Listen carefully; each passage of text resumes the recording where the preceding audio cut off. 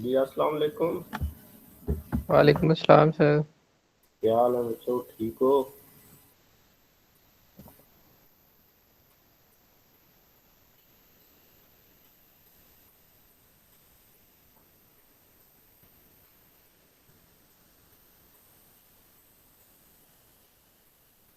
सारे हाजिर हैं।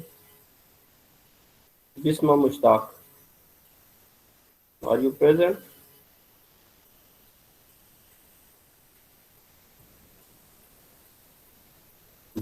नहीं, माइक बंद पड़ा है। Hina Noor yes sir. Okay, Mohammad Awais,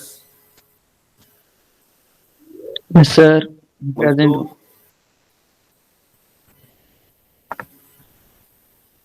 Mansoor Mansoor Mohammad sir Mansoor. जी सर जी उससे मैक का मसला है, वो प्रेजेंट है। Okay. Zubair Sajid, yes sir. क्या हाल है, ठीक हो? जी सर जी, अल्हम्दुलिल्लाह। ओके ओके, और कौन सा जी? Qurratulain,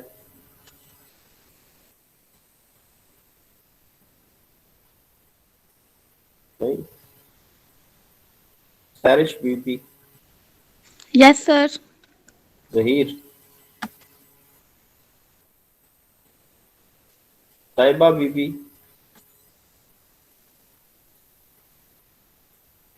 yes sir. Okay. Zainab, Zainab Tariq, yes sir. Zeeshan Ahmad, yes sir. Good. मतलब कभी कभी आपको जिंदा रखना चाहिए। जहीर किधर है?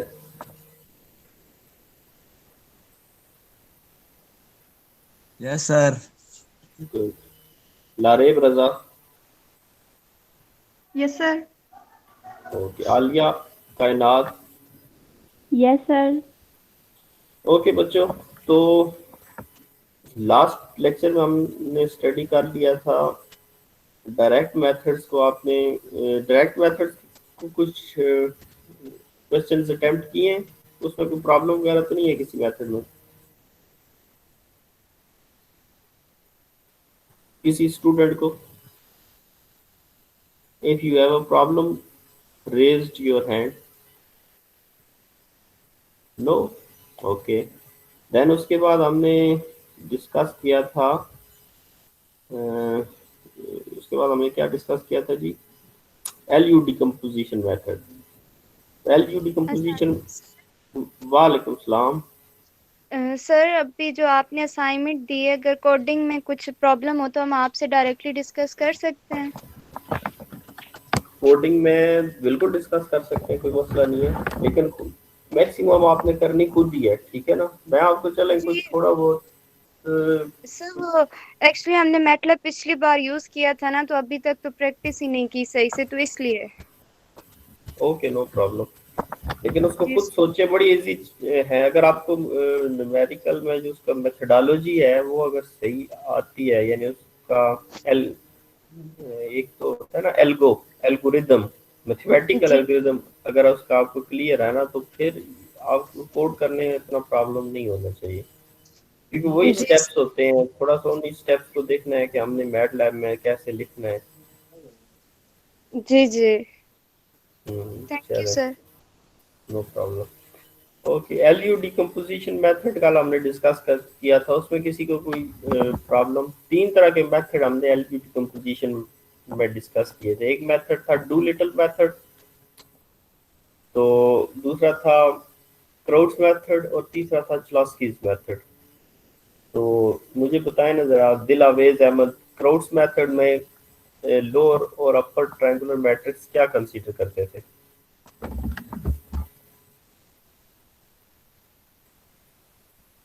जी सर। क्राउड्स मेथड में आपने लोअर और अपर ट्रायंगुलर मैट्रिक्स क्या कंसीडर किए थे? सर वो हमने उसको मतलब मैट्रिक्स इस तरह से ले लिए थे कि अपर और लोअर में कर लिया था। और सर जो अपर था उसमें हमने अपर की एंट्रीज ली थी और डायगोनल एंट्रीज में 1 किया था और लोअर में 0 कर दिया था, और इसी तरह से लोअर में जो एंट्रीज ली थी और अपर में 0 की थी। और सर जब एंड हमने उनको किया था, पहले हमने इसमें मुझे ये लोअर अपर बताएं को कि और एक्स को जो अपर और लोअर ट्रायंगुलर मैट्रिक्स में जो यूनिटी डायगोनल है वो अपर डायगोनल में अपर ट्रायंगुलर में आता है या लोअर में आता है क्राउड्स में? सर वो अपर में लिखा था। अपर में लिखा था, गुड। तो अगर हमने इसी तरह डू-लिटिल मेथड से सॉल्व करना है बुशरा जाहिर, तो बताओ जरा कि डू-लिटिल मेथड में अपर और लोअर ट्रायंगुलर मैट्रिक्स कैसे डिफाइन करेंगे?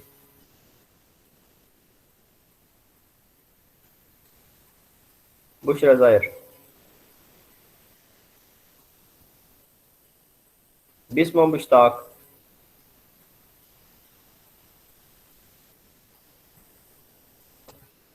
अतिया सहर,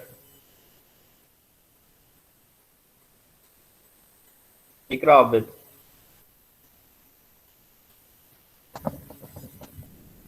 देख लो ये नंबर काट रहे हैं आपके। किरण जारा,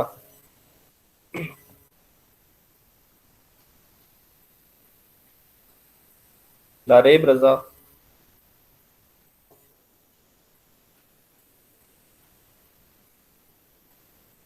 मोहम्मद मंसूर, चले इसका तो माइक खराब है। अवैस, अवैस तुम बताओ।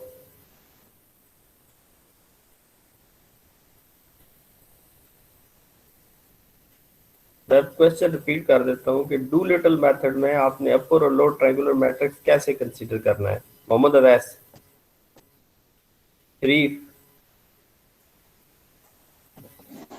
सर ये कौन बोल रहा है? लोअर वाली जो ट्रायंगुलर मैट्रिक्स होगी उसमें डायगोनल एंट्रीज में 1 रखेंगे और आप नाम बताएं अपर अपना। वाली अच्छा, में जो है सादिया नहीं। जी जी बताओ, क्या क्या कह रहे हो? लोअर में जो डायगोनल एंट्रीज होंगी डू लिटिल मेथड में वो 1 1 रखेंगे और होंगी दूसरी जो है वो वैसे ही मींस के अननोन, जनरल उसमें ले लेंगे U1 1 जनरल, U2 U3। बिल्कुल ठीक है, बिल्कुल ठीक है। यानी हमने जस्ट डू लिटिल मेथड और क्राउड्स मेथड में फ़र्क क्या होता है कि क्राउड्स मेथड में जो यूनिटी वाली डायगोनल होता है वो अपर ट्रायंगुलर मैट्रिक्स में होता है और लोअर ट्रायंगुलर मैट्रिक्स में जनरल एंट्रीज आप रखते हैं। और इसी तरह डू लिटिल मेथड में जो लोअर ट्रायंगुलर मैट्रिक्स होता है उसमें आप यूनिटी वाला डायगोनल रखते हैं और upper general as it is consider कर लेते हैं। और थर्ड आपके पास मैंने कल डिस्कस किया था चुलास्कीज मेथड। जी चुलास्की, समीना ताजदार, चुलास्कीज मेथड।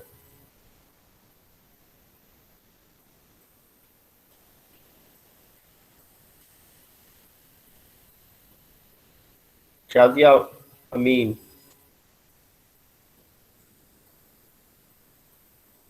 तायरा सैयद, चुलास्कीज मेथड के बारे में बताओ जी। तानिया बाबर, सर उसमें दोनों डायगोनल्स अननोन लेते हैं वैल्यूज। दोनों अननोन होती हैं, ओके। और फर्दर आप एंड पे मैंने एक और कंडीशन भी बताई थी। और सर जो दोनों डायगोनल्स के लिए हम अननोन सपोज करेंगे वो दोनों की सेम होंगे और डायगोनल वो दोनों की सेम होगी, वेरी गुड। यानी इसमें चुलास्कीज में यूनिटी हम कंसीडर नहीं करते, दोनों जो डायगोनल्स हैं वो अननोन कंसीडर होते हैं और वो जो दोनों है डायगोनल्स के अननोन वो सेम कंसीडर करते हैं। वो सेम अगर कंसीडर ना करें तो क्या होगा कि आपके पास फिर अननोन्स की वैल्यूज फाइंड आप नहीं कर सकते। जैसे कल जहीर ने भी क्वेश्चन पूछा था, फिर हमने डिस्कस किया था कि वो सेम होगी, फिर स्क्वायर रूट उसमें जनरेट होता है। तो कल मैंने आपको एक और बात कही थी, ठीक है तानिया, मैं अभी किसी और से पूछता हूँ, और किससे पूछता हूँ, जहीर। कल मैंने एक और बात कही थी कि आपने और देखना है कि इसकी क्या कंडीशंस भी हैं चुलास्कीज मेथड के लिए, चेक की हैं इनको?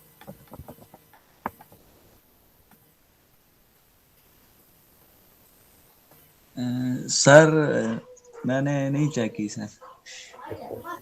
उनको चेक करना है आपने, ठीक है, सारे स्टूडेंट्स से कि चुलास्कीज मेथड को अप्लाई किया जा सकता है क्या हर मैट्रिक्स के ऊपर फैक्टराइजेशन के लिए अप्लाई हो सकता है या किसी स्पेसिफिक कंडीशन में अप्लाई हो सकता है, और अगर स्पेसिफिक कंडीशन है तो वो क्यों लगाई जाती है। अगर सपोज आपके पास हर एक स्क्वायर मैट्रिक्स के ऊपर आप उसकी फैक्टराइजेशन के लिए अप्लाई कर रहे हैं, ठीक है। तो देन उसके आउटकम में क्या आएगा, तो ये आपने इसको ना डिस्कस करना है, जरा इसको देख लेना, ठीक है बच्चों। तो ये हमारे पास था LUT कंपोजिशन मेथड, इसको जरा हमने रिवाइज कर लिया था। जो हमारा मेन नेक्स्ट टॉपिक है जो आप आज हमने स्टडी करना है, वो हमारे पास है आइटरेटिव मेथड्स का। हम जो आइटरेटिव मेथड स्टडी करेंगे उसमें जैकोबीज आइटरेटिव मेथड, गास सीडल मेथड, यानी इसको गास जैकोबी मेथड भी कोई लिखते हैं, कोई सिर्फ जैकोबी मेथड लिखते हैं, कोई गास जैकोबी मेथड लिखते हैं, और दूसरा है गास सीटल मेथड, और थर्ड वन जो है हमारे पास है हम रिलैक्सेशन मेथड, सक्सेसिव अवर रिलैक्सेशन मेथड। ये आइटरेटिव मेथड मेजर जो है मेजरली ये यूज किए जाते हैं आपके पास सिस्टम ऑफ लीनियर इक्वेशन को सॉल्व करने के लिए। तो आज जो हम आइटरेटिव मेथड में से सबसे पहले जो मेथड स्टडी करेंगे वो है जैकोबीज मेथड। ओके, तो जैकोबीज मेथड में यानी आपने क्या, एक तो पहले इसमें हम देख लेते हैं कि हम वर्कआउट कैसे करेंगे, कि किस तरह सिस्टम ऑफ इक्वेशंस को हमने आइटरेटिव स्कीम में चेंज करना है। हमारे पास जस्ट सेकंड 3x3 यानी समझ लें कि 3 वेरिएबल अननोन के लिए सिस्टम आ जाए, यानी 3 इक्वेशंस आ जाएं, 4 इक्वेशंस आ जाएं, 5 आ जाएं, 5 अननोन के लिए, तो इस तरह के सिस्टम को सॉल्व करने के लिए हम जैकोबीज मेथड को यूज कैसे करते हैं। तो जैसे कि आइटरेटिव स्कीम नाम में से जाहिर है कि ये आइटरेटिव स्कीम है, तो हमने जो लास्ट में आपको याद हो, तो जो हमने सिर्फ सिंगल इक्वेशंस के लिए अलजेब्राइक इक्वेशन और ट्रांसेंडेंटल इक्वेशन के लिए स्कीम्स पढ़ी थी, वो भी सारी आइटरेटिव स्कीम्स थी। तो जितनी भी आइटरेटिव स्कीम्स हैं उनके लिए एक तो याद रखना है आपने कि वो सारी इनिशियल गैस डिपेंडेंट होती हैं, क्योंकि आइटरेटिव हैं तो स्टार्ट करने के लिए आपको कोई ना कोई उनको वैल्यूज देनी पड़ती हैं। तो इसी तरह अगर जैकोबीज मेथड जैसे है, ये एक आइटरेटिव स्कीम है, तो ये भी इनिशियल गैस डिपेंडेंट है, इसको भी इनिशियली आपने कोई वैल्यू सपोज करनी है। यानी आप सपोज आपके पास अगर 3x3 का जो सिस्टम है, 3 अननोन्स है एक्स वाई जेड, तो आप एक्स वाई जेड की अगर वैल्यू सिस्टम के मुताबिक फाइंड आउट करना चाहते हैं, तो पहले आप एक्स वाई जेड को एक इनिशियल वैल्यू, इनिशियल गैस दे देंगे, ठीक है। वो इनिशियल गैस सब्स्टिट्यूट करके फर्दर फिर आप आइटरेट करवाएंगे, अगला एक्स वाई जेड फाइंड करेंगे, फिर next x y z find करेंगे। तो ये आइटरेशन इस तरह प्रोसीजर जारी रहेगा। एट द एंड आपके पास जो एक्स वाई जेड की वैल्यूज है ना, वो किसी एक नंबर की तरफ कन्वर्ज करना शुरू कर देंगी। तो वही हमारे पास जो होगा वो उस सिस्टम का सोल्यूशन होगा। तो जैसे कि आपके पास ये गिवन है एक सिस्टम, ये सिस्टम ऑफ इक्वेशन, ये n नंबर ऑफ रोज हैं और n नंबर ऑफ कॉलम्स हैं n, तो ये n इतना है, ठीक है। तो नंबर ऑफ रोज और नंबर ऑफ कॉलम्स ये गिवन है आपके पास, ठीक है जी। यानी ये आपके पास एक स्क्वायर जो है मैट्रिक्स आपके पास इससे जनरेट होगा, और इसमें जो कंडीशन है कि ये मेथड अप्लाई, क्या हम जैकोबीज मेथड अप्लाई कर सकते हैं या नहीं, क्या हर पे कर सकते हैं, तो इसके लिए आपने ये बात याद रखनी है कि इसका जो कोफिशिएंट मैट्रिक्स है that should B strictly diagonally dominant. तो स्ट्रिक्टली डायगोनली डोमिनेंट होना चाहिए कोफिशिएंट मैट्रिक्स को। अब कोफिशिएंट मैट्रिक्स में कौन कौन सी एंट्री आती हैं, अगर इसका कोफिशिएंट मैट्रिक्स में यहाँ पे लिखूँ, इसके कोफिशिएंट मैट्रिक्स में आएंगी entries A11, A12 up to so A1n, इसी तरह A21, A22 up to so A2n और up to so AN1, AN2 up to so ANn। तो ये उसका कोफिशिएंट मैट्रिक्स बनेगा, ठीक है। अब ये coefficient matrix strictly diagonally dominate होना चाहिए जी। डायगोनली डोमिनेट का क्या मतलब है, किसी के ज़हन में कोई है आइडिया, या ये चीज ऑलरेडी आपने की पढ़ी हुई है?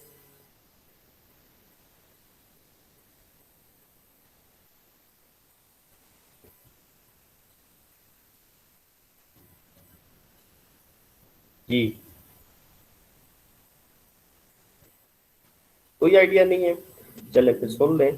कि डायगनली डोमिनेट का मतलब है कि इसके डायगनल में जो एलिमेंट है, यानी डोमिनेट का क्या मतलब होता है? डोमिनेट का मतलब होता है जो आपके पास समझ ले के मेजर, बड़ी, यानी ये डोमिनेट कर रही हो, पावरफुल जिसको आप कह सकते हैं, प्लांट डोमिनेंट है वो। तो डोमिनेंट, अब डायगनली डोमिनेंट का मतलब है कि ये ऐसा कोफिशिएंट मैट्रिक्स होना चाहिए जिसका डायगनल के एलिमेंट्स डोमिनेंट होने चाहिए।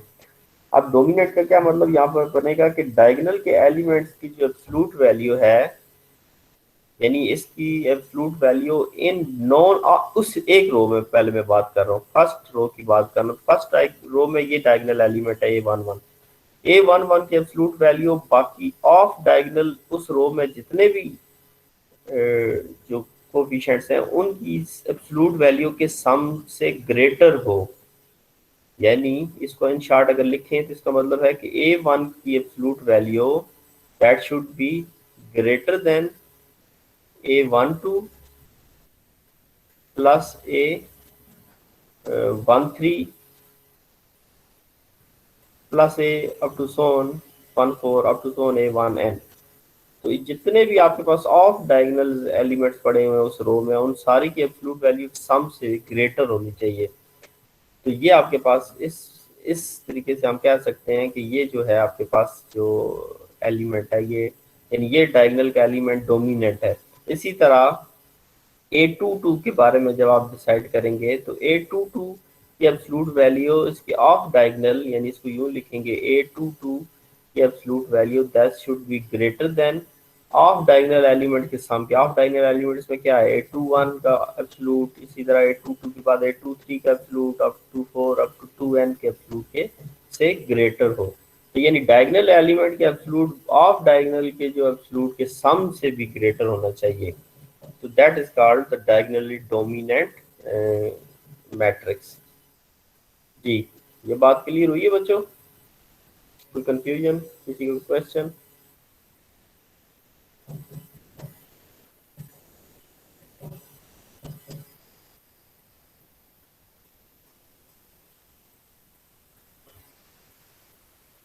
Okay, so if you have no question then we will move to the next slide।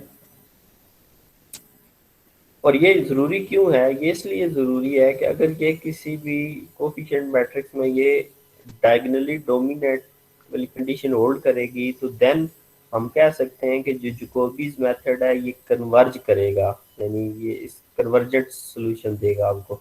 और अगर ये कंडीशन होल्ड नहीं करती तो फिर हमारे पास श्योरिटी नहीं है, मे और मे नॉट बी कन्वर्ज। ठीक है, तो किसी भी जैकोबीज मेथड, इवन के आगे गॉस सीडल मेथड जो आएगा उसके लिए भी कन्वर्जेंस के लिए जरूरी है कि आपके पास जो मैट्रिक्स है that should B diagonally dominate.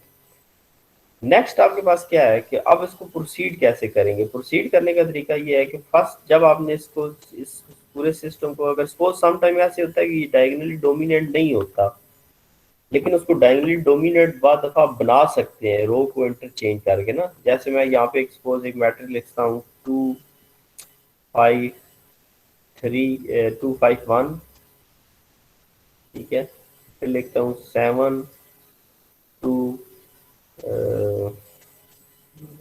3 और फिर लिखता हूँ जी 2 1 10। अब मुझे बताएं कि क्या ये मैट्रिक्स डायगोनली डोमिनेंट है? जी स्टूडेंट्स, कोई भी स्टूडेंट बताइए।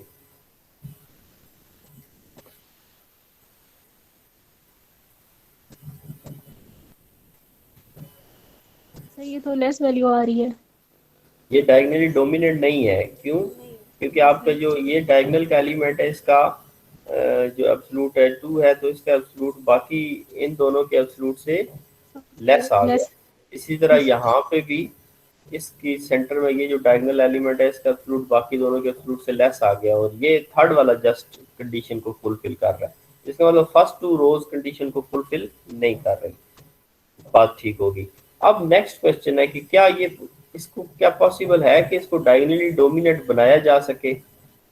यानी कोई ऐसी इसमें पॉसिबिलिटी आप देख सकते हैं कि अगर हम इसमें कोई रो और इसकी कुछ रोज को इंटरचेंज कर दें तो ये डायगोनली डोमिनेट बन जाए?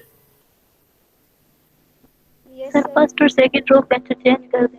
वेरी या गुड, वेरी गुड। कॉलम को भी सर का तो कॉलम्स चेंज होंगे। कॉलम्स कैसे? फर्स्ट और सर सेकंड। फर्स्ट कॉलम को थर्ड कॉलम के साथ पहले चेंज करके फिर फर्स्ट रो को और इनको चेंज कर सिंपल सकते सा। हैं। कॉलम को हम चेंज पता है क्यों नहीं करेंगे? कॉलम को चेंज इस वजह से नहीं करेंगे कि हमारे पास ये सिस्टम ऑफ इक्वेशंस, हम इस सिस्टम ऑफ इक्वेशन को कंसीडर कर रहे हैं ना। कॉलम को चेंज करने का मतलब है कि आप x2 को x1 की पोजीशन पे लेके आ रहे हैं और x1 को x2 की पोजीशन पे लेके आ रहे हैं, जी ठीक है? तो उस सर सूरत में फिर हम इसमें मल्टीप्लिकेशन यूज कर सकते हैं, जैसा कि हम किसी रो को मल्टीप्लाई कर दें किसी नंबर के साथ, तो उस तरह से, या पहली जो कॉलम है उसको किसी नंबर के साथ मल्टीप्लाई कर दें जो इसके सम से ग्रेटर हो नहीं जाए। मल्टीप्लाई नहीं, जस्ट आपने कॉलम ऑपरेशन भी इन द सेंस, एक सेंस में आप जस्ट ये उसकी इंटरचेंजिंग के लिए यूज इस सेंस में कर सकते हैं कि अगर इसको उसमें शिफ्ट करें देन सिचुएशन फिर वही आएगी ना, क्योंकि ये x2 का जो कोफिशिएंट है वो फिर जस्ट बिहेव लाइक x1 का कोफिशिएंट। तो रो को इंटरचेंज करने से जस्ट क्या होगा, मल्टीप्लाई वगैरह नहीं करेंगे, जस्ट हमने इनको एडजस्ट करना है। यानी आपके पास ये सिस्टम ऑफ इक्वेशन है ना, और आगे आपको समझ लग जाएगी कि हमने ये एडजस्ट इस तरह क्यों किया है। इस सिस्टम में पहली इक्वेशन को दूसरे नंबर पर रख दें और दूसरे को पहले नंबर पर रख दें, तो यहाँ पे सिस्टम की पोजीशन चेंज करने से सोल्यूशन पे कोई फर्क नहीं पड़ता। ये तो आपको पता है ना। आप पहली इक्वेशन को दूसरा नंबर दे दें, दूसरे इक्वेशन को पहला नंबर दे दें, तो कोई फर्क उस पे सोल्यूशन पे नहीं पड़ेगा, ठीक है? तो अगर हम इस तरह इनको, अगर इसकी रो को चेंज करें, इंटरचेंज करें, सेकंड रो को फर्स्ट और फर्स्ट रो को सेकंड में चेंज करें, तो आपके पास अगर मल्टीप्लाई करेंगे तो किसी एक रो को मल्टीप्लाई करेंगे तो ऑब्वियसली वो फिर ये क्योंकि कोफिशिएंट मैट्रिक्स है ना, ये तो कोई टोटल आपने आर्गुमेंटेड मैट्रिक्स तो नहीं लिया हुआ, तो लेफ्ट साइड में मल्टीप्लाई हो जाएगा, राइट साइड में मल्टीप्लाई होगा ही नहीं, तो वो एक्चुअली वो उसकी कंडीशन नहीं बनेगी सही। आर्गुमेंटेड मैट्रिक्स हो ना तो फिर आप उस सूरत में ऑपरेशंस करते हैं, लेकिन ये जस्ट कोफिशिएंट मैट्रिक्स के केस में फिर आप को एरर प्रोड्यूस हो जाएगा। तो हमने जस्ट इंटरचेंज अलबत्ता कर सकते हैं। अगर मैं इसको इंटरचेंज करके नया मैट्रिक्स लिखूँ तो वो बनेगा 7 2 3, फर्स्ट रो को सेकंड रो बना दिया और सेकंड रो को फर्स्ट रो बना दिया, और थर्ड क्योंकि ऑलरेडी डायगोनली डोमिनेट थी तो वो हमने, तो अब ये नई जो आई है, तो अब ये जो मैट्रिक्स कोफिशिएंट है ये डायगोनली डोमिनेट है, यानी इसमें ये डायगोनल बाकी दोनों के सम के ग्रेटर है, ये डायगोनल और ये भी डायगोनल, तो इट्स मीन कि no it's is diagonally dominate. तो सबसे पहले कोई भी मैट्रिक्स गिवन हो तो वो डायगोनली डोमिनेंट हो, अगर ना हो तो उसे बना लें, अगर ना बन सके तो फिर इसका मतलब है कि आपके पास श्योरिटी नहीं है उसकी कन्वर्जेंस की, तो इट्स बेटर कि आप उसको लीव कर दें, उसको इस मेथड से सॉल्व ना करें, क्योंकि अगर सॉल्व करेंगे तो फिर पॉसिबिलिटीज आ सकती है, सम टाइम कन्वर्जेंस भी हो सकती है और सम टाइम वो डाइवर्ट भी कर सकते हैं, श्योरिटी नहीं मिलेगी आपको। अब क्या किया है कि हमने फिर कंसीडर कर लिया कि ये हमारे पास सिस्टम डायगोनली डोमिनेंट है। डायगोनली डोमिनेंट होने के बाद ये मेन पॉइंट है जो समझने वाला है कि हमने फर्स्ट रो कंसीडर की, फर्स्ट रो में x1 कैलकुलेट करना था। हम क्या करेंगे, फर्स्ट रो में x1 कैलकुलेट करेंगे, बाकी सारे का सारा सिस्टम दूसरी तरफ शिफ्ट कर देंगे, यानी b1 ऑलरेडी इधर है, यानी आप अगर देखें तो ये उसकी एक फर्स्ट रो की नई फॉर्म बनती है। b1 ऑलरेडी इधर था, a1 2 x ये भी उधर शिफ्ट हो गया, ये सारे का सारा यानी शिफ्ट हो गया a1n xn तक, ये सारे का सारा उधर शिफ्ट हो गया, जस्ट ये टर्म बची है, और इसमें जो x1 का कोफिशिएंट था a11 वो डिवाइड हो गया थ्रू आउट द इक्वेशन। तो आप ये अगर इक्वेशन देखें तो ये फर्स्ट इक्वेशन से हमने ये वाली फॉर्म बना ली, यानी यहाँ से हमारे पास x1 सेपरेट कर लिया।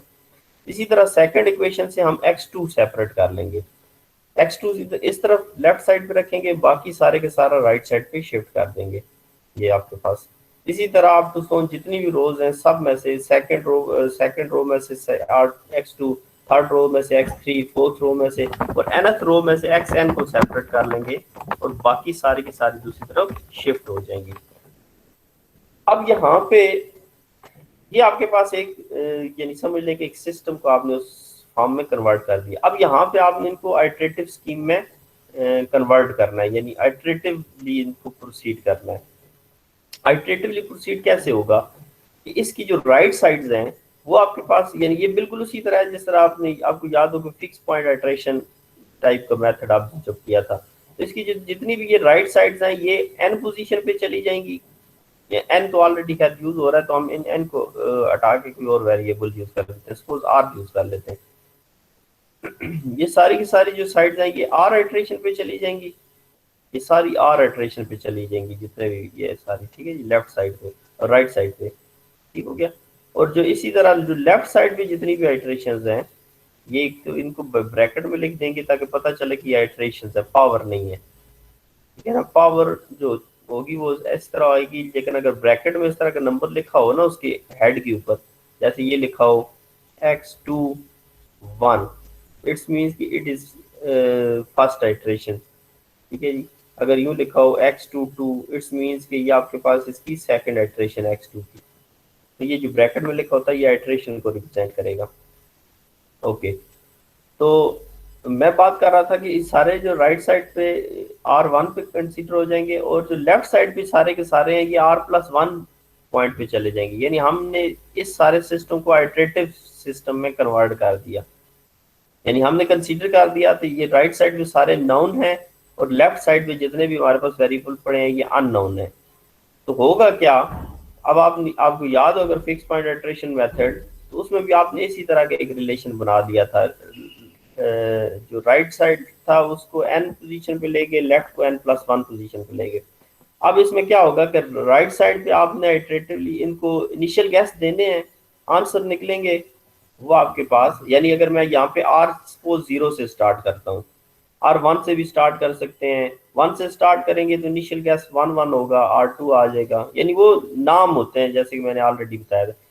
सपोज मैं R0 से स्टार्ट करता हूँ, तो R0 से स्टार्ट करता हूँ तो पहली जो इक्वेशन बन जाएगी वो बन जाएगी x1 first iteration is equal to b1 divided by a11, ये तो कांस्टेंट होगी, ये एज इट इज आ जाएंगे, minus a12 a11 x square.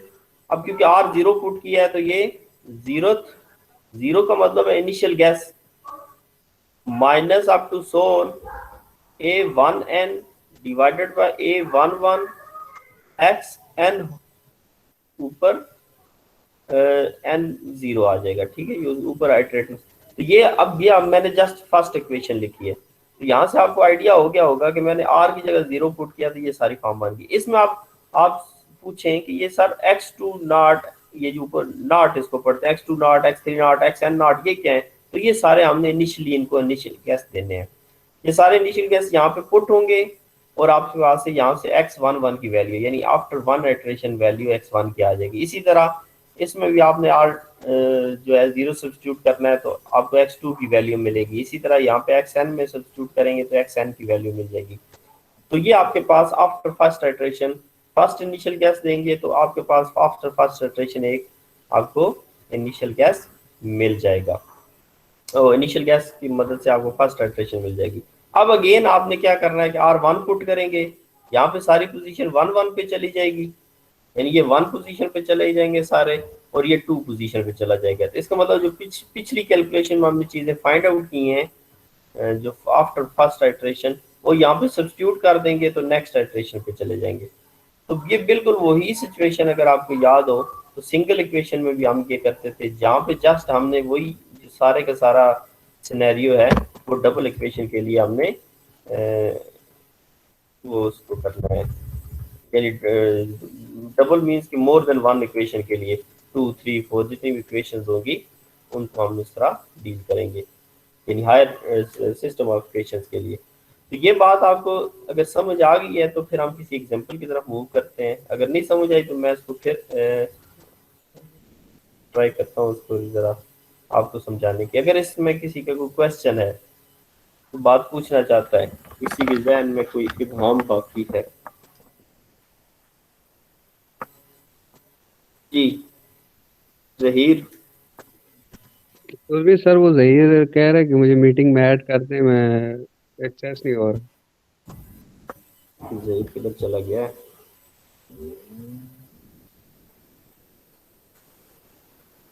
हाँ अब हो गया, नहीं आया।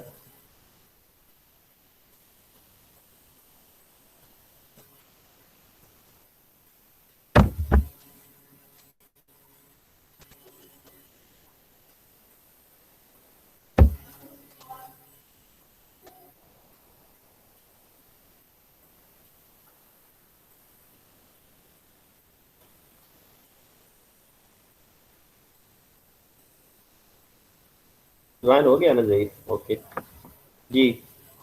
तो जहीर ने तो मेरे ख्याल में लेक्चर सुना नहीं होगा फिर, हैं? नो सर, बस वो ज्वाइन ही नहीं हो रहा था सर, पता नहीं क्या मसला आ रहा था।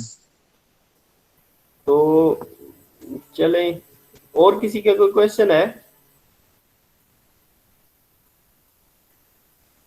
और सर अख्तर का भी नहीं हो रहा था, उसका भी मसला आ रहा है। अभी भी ज्वाइन नहीं हो रहा अख्तर का? उसके पास मेरे ख्याल है सर नेट का इशू है। हो सकता है। सर वो शायद प्राइवेसी में वो सेटिंग चेंज हुई है, कुछ और स्टूडेंट्स का, गर्ल्स का भी मसला आ रहा है। वो मेरे ख्याल में तो सेटिंग तो चेंज नहीं होगी। एक मिनट, यहाँ पे कुछ अब ट्राई करो जरा।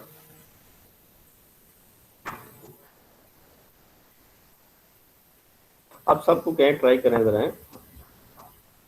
तो अख्तर को भी कहो जरा।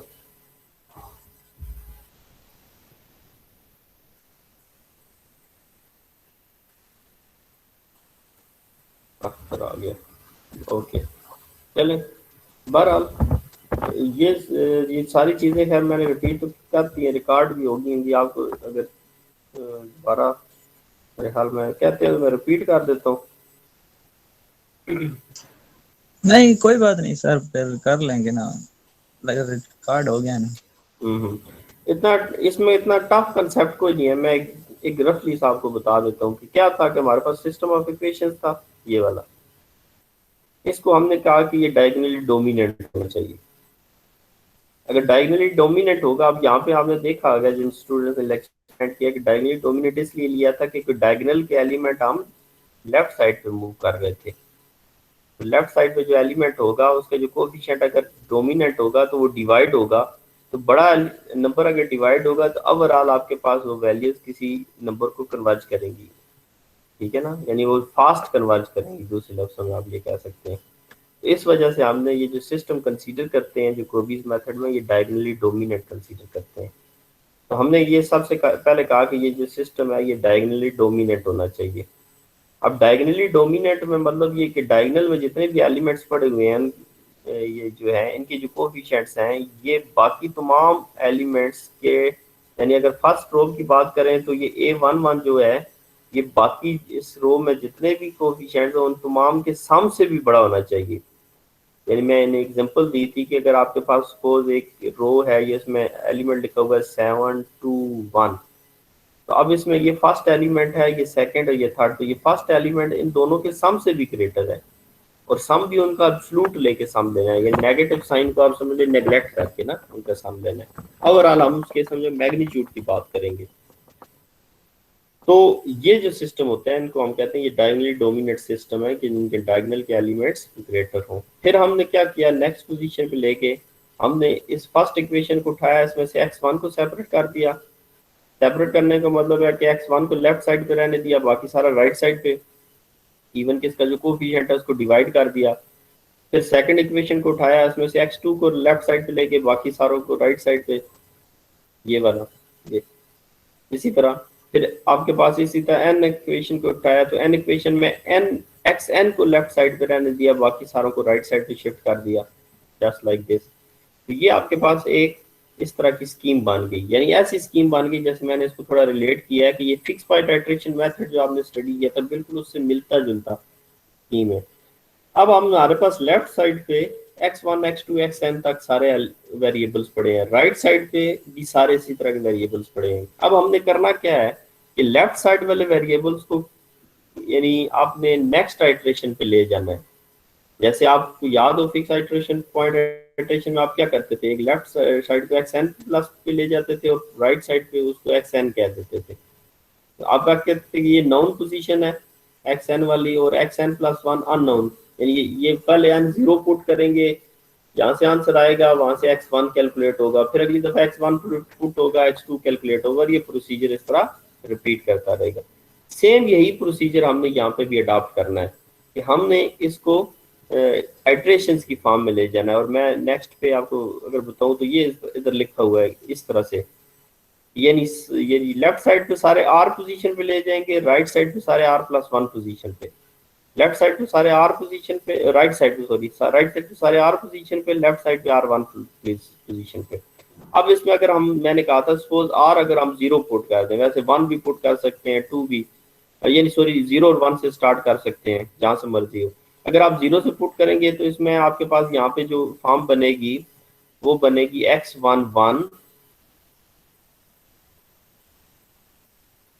b1 over a11 minus a12 divided by a11 x2 not, इसको नॉट बोलते हैं 0 को, और माइनस अप टू सोन, ये चलते चलते आप लेके जाएंगे a1n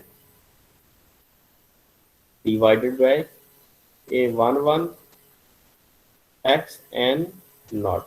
इसका मतलब ये लेफ्ट साइड पे आप अगर देखें तो ये 1 पोजीशन पे चला गया, ये नॉट पोजीशन पे। इसमें ये जो जितने भी हैं, जैसे इसमें पॉइंट्स, इसी तरह आप नेक्स्ट रो में भी r0 पुट करेंगे, उससे अगली रो में भी r0 पुट करेंगे, तो आपके पास इस लेफ्ट साइड पे जितनी पोजीशन बनेगी वो 1 वाली पोजीशन बनेगी, x11 x21 x31, और राइट साइड पे जितनी पोजीशन बनेगी वो नॉट वाली पोजीशन बनेगी, यानी x1 not x2 not x3 not.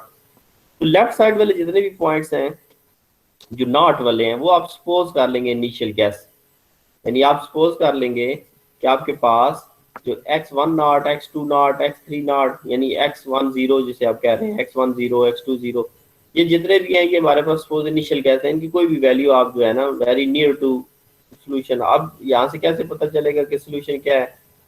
ठीक है जी, तो यहाँ से अब ऑब्वियसली आप उस तरह आइडिया नहीं लगा सकते जिस तरह आप 1 वेरिएबल के लिए ऐसे लगाते हैं, लेकिन इसमें अप्रोक्सीमेटली हम 0 चूज कर लेते हैं।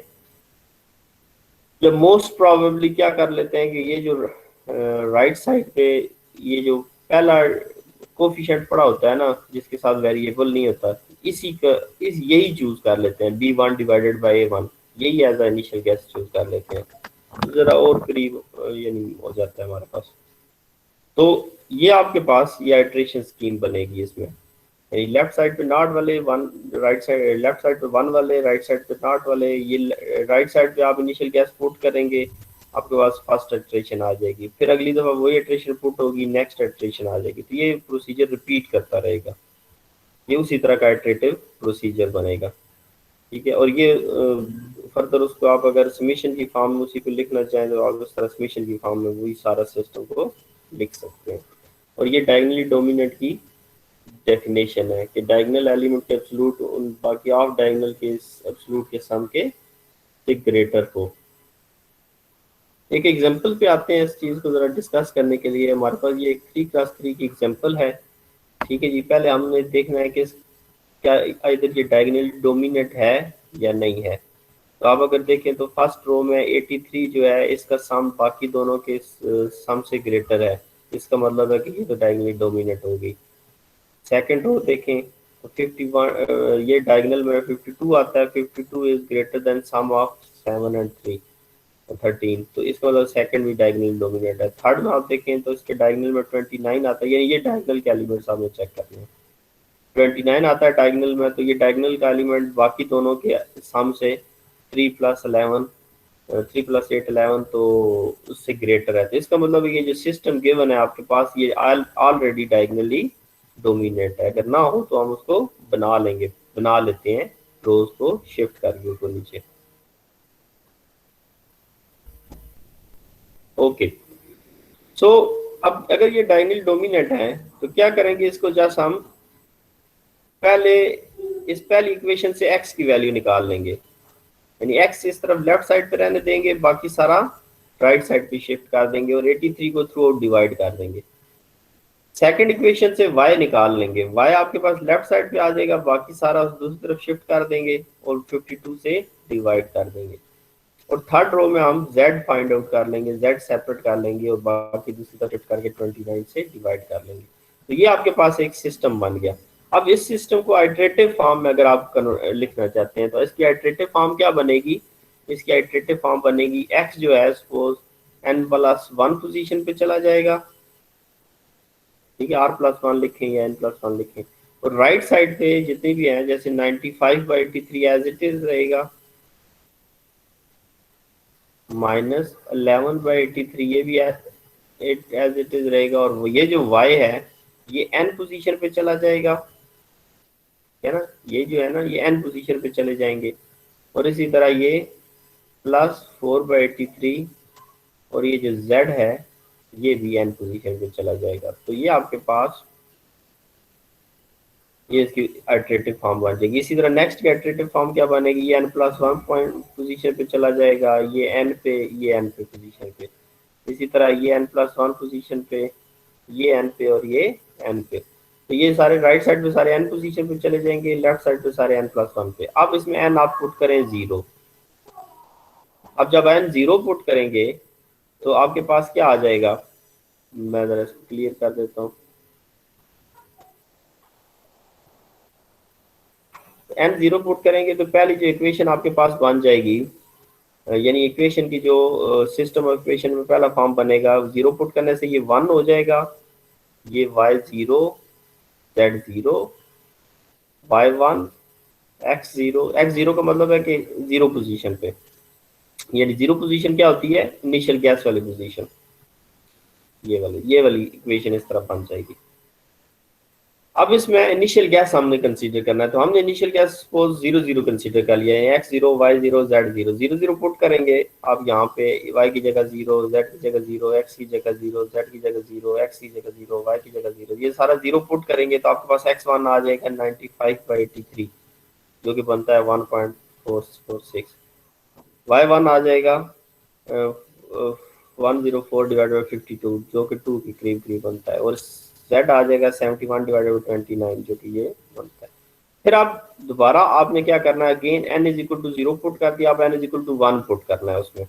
जब n 1 पुट करेंगे तो वही इक्वेशन क्या बन जाएगी, 2 2। ठीक है, इसको उसने पॉइंट्स में लिख दिया, डेसिमल पॉइंट्स में इनको लिख दिया ना, इसको भी लिख दिया, इसको भी लिख दिया और इसको भी, इनको पॉइंट्स में लिख दिया, ये वाले सारे ये।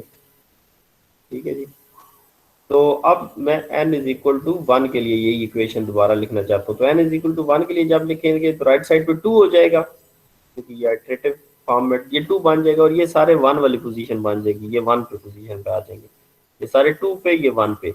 अब 1 में क्या पुट करेंगे, ये वाला पुट करेंगे जो प्रीवियस आइटरेशन से निकाली है। ये x1 की वैल्यू है, ये इधर पुट कर देंगे, x1 की जगह y1 की वैल्यू इधर y1 की जगह, और z1 की वैल्यू इधर z1 की जगह। तो आपसे नई आइटरेशन पे x2 y2 और z2 की, x2 y2 और z2 की वैल्यू आ जाएगी। उससे अगली आइटरेशन में फिर आपने क्या करना है, फिर n = 2 पुट करेंगे तो ये राइट साइड पे सारे 2 पोजीशन पे चले जाएंगे, लेफ्ट साइड पे 3 पोजीशन पे चले जाएंगे, यानी 3 3 3 हो जाएंगे ये, और ये सारे 2 2 2 हो जाएंगे। और यहाँ पे 2 2 2 की जगह आपने क्या करना है, ये वाली 2 वाली वैल्यूज पुट कर देनी है। तो ये इसमें आइटरेटिव एक टेबल बनाया हुआ है कि फर्स्ट आइटरेशन के बाद ये आई, सेकंड के बाद ये, थर्ड के बाद ये, 4 के और 5 आइटरेशन के बाद आप देखें तो ये काफ़ी हद तक ना किसी एक पॉइंट, अभी ये 5 की आइटरेशन की है इसमें जस्ट, यानी कुछ और आइटरेशन भी आपने जरा इसको वैसे खुद से अटेम्प्ट करना है, तो आप देखेंगे कि ये किसी एक फिक्स पॉइंट की तरफ कन्वर्ज करना शुरू हो जाएगा, तो वही हमारे पास जो होगा वो आंसर होगा। तो ये हमारे पास था जैकोबीज मेथड। ठीक है जी, जैकोबीज मेथड है, हम क्या करते हैं, बहुत इजी वे है, इतना कोई टफ मेथड तो है नहीं है इतना ना, मतलब आप इजीली इसको डील कर सकते हैं। तो इसमें यहाँ तक अगर किसी को कंफ्यूजन है किसी बात में, बात अगर किसी को समझ नहीं आई, ये प्रोसीजर इवन के किसी को अगर समझ नहीं आया तो वो अभी पूछे, क्वेश्चन पूछे।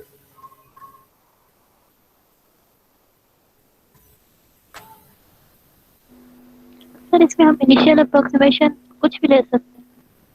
इनिशियल अप्रोक्सीमेशन जो है इसमें हम 0 0 जिस तरह इस प्रॉब्लम में कंसीडर किया है वो करते हैं, मोस्टली प्रॉब्लम में 0 0 करते हैं। ठीक है, लेकिन जैसे कि मैं बता रहा था कि इसमें एक अप्रोक्सीमेशन 0 0 से भी जो बेहतर वो प्रेफर करते हैं वो ये होती है कि वो आप जैसे इसमें ना आपने डायनी डोमिनेट का यानी इसके सिस्टम में बना के ये फॉर्म लिख ली, तो इसमें देख लें कि 0 0 पुट करने के बाद आपके पास ये वैल्यूज आ रही हैं, तो आप इसी को एज ए इनिशियल गैस ले लें, तो आपके एक आइटरेशन बच जाएगी।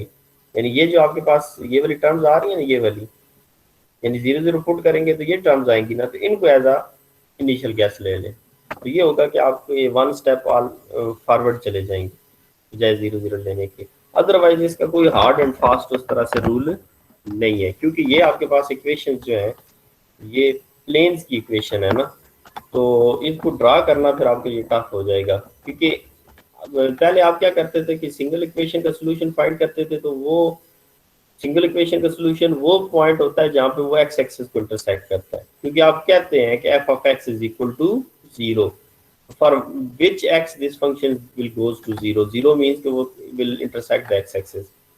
वहां पे हमें तो क्लियर हो जाता था ना हम। लेकिन जब आप प्लेन्स की बात करते हैं तो ये 3 प्लेन हैं। अब इन 3 प्लेन्स का सोल्यूशन क्या होगा? ये 3 प्लेन का सोल्यूशन वो पॉइंट होगा कि जिसके ऊपर ये तीनों प्लेन्स आपस में इंटरसेक्ट करते हैं, ठीक है ना। ये एक्सपोज एक प्लेन है, अब 2 प्लेन इंटरसेक्ट करें तो आपको तो लाइन मिलती है, लेकिन फर्दर एक और प्लेन आपको, अगर तीनों प्लेन्स लीनियरली इंडिपेंडेंट हो, ठीक है, लीनियरली डिपेंडेंट हो, तो फिर आपके पास इन तीनों प्लेन्स की मदद से आप को ऑब्वियसली एक लाइन ही मिलेगी सॉल्यूशंस में ना। लेकिन अगर तीनों प्लेन्स ये जो है ये लीनियरली इंडिपेंडेंट हो, तो इट्स मीन्स कि आप इनकी इंटरसेक्शन से आपको एक पॉइंट मिलेगा। वो इस तरह से इंटरसेक्ट ऐसे करते हैं, यानी जस्ट लाइक आप ये एग्जांपल समझ लें, जैसे आपके पास ये है ना, ये x axis x y plane है, ये एक्स वाई और ये जेड कर लेते हैं, ये एक्स जेड प्लेन है, ये एक्स वाई जेड प्लेन है, और ये एक्स वाई प्लेन है। तो ये तीनों प्लेन जो है ना इस पॉइंट पे आपस में एक दूसरे को ओरिजिन पे मीट कर रहे हैं। इनका जो पॉइंट इन सोल्यूशन समझ लें कि ये ओरिजिन होगा, ठीक है, क्योंकि ये दोनों प्लेन के पॉइंट, ये है लाइन है, इन दोनों प्लेन्स के दरमियान भी लाइन है, यानी इनका पॉइंट ऑफ इंटरसेक्शन लाइन। लेकिन तीनों प्लेन का जो पॉइंट ऑफ इंटरसेक्शन यहाँ पे है जो है ना, वो एक पॉइंट है। क्यों? क्योंकि ये तीनों पॉइंट जो है वो लीनियरली इंडिपेंडेंट है, ठीक है जी। तो अगर लीनियरली डिपेंडेंट प्लेन्स आ जाएं, हो सकता है ऐसे होता है कि बाद दफा एक ही प्लेन के अंदर 2 प्लेन लाई कर रहे हैं, तो वो आपस में डिपेंडेंट होते हैं, तो उस केस में उनका जो इंटरसेक्शन है वो एक सोल्यूशन एक लाइन की फॉर्म में आता है। तो बात ये बताने वाली थी कि क्योंकि हमारे पास अब 3 प्लेन्स हैं, तो इनमें वो पॉइंट हमारे पास, अब हमें या तो ग्राफिकली हम उस चीज़ को पहले ड्रा करें, फिर तो वो थोड़ा टफ वर्क है। तो इसका फिर इजी वे यही है कि आप इसका जो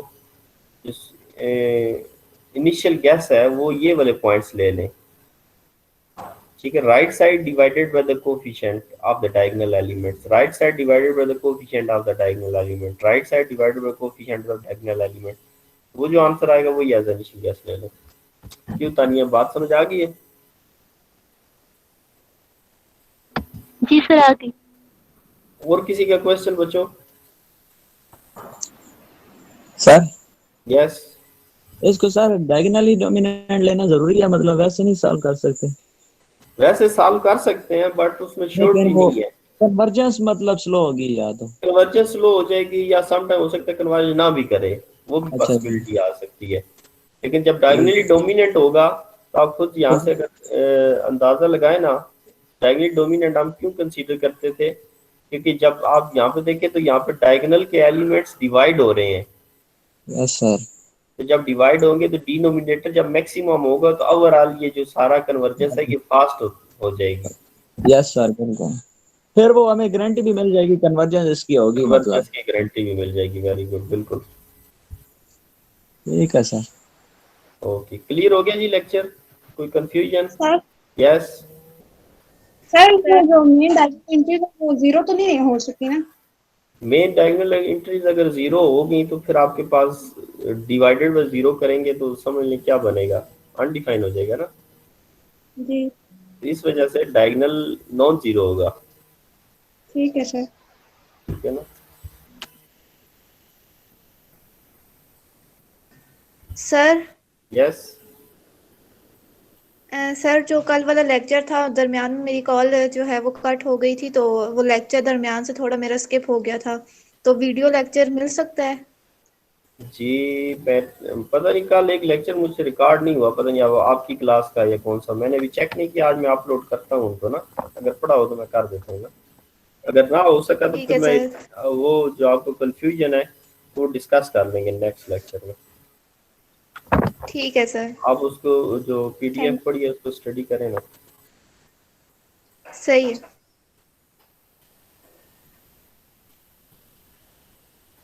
ओके बच्चों, ठीक है, इसको आप करें। इससे रिलेटेड एग्जांपल्स जो हैं वो मैं आपको शेयर कर देता हूँ, कुछ सॉल्व एग्जांपल्स और कुछ क्वेश्चंस उनको अटेम्प्ट करें। इंशाल्लाह नेक्स्ट में हम यही मेथड जो है, अब बिल्कुल जैकोबीज और गॉस सीडल में थोड़ा सा फर्क है। अगर जैकोबीज मेथड आपको अच्छी तरीके से समझ आ गया तो कल वाला जो गॉस सीडल है वो इंशाल्लाह वो इजी है, इससे भी आसान है, वो भी आ जाएगा आपकी इजीली समझ। ठीक है बच्चों, इंशाल्लाह कल फिर बात होगी। अल्लाह हाफिज़।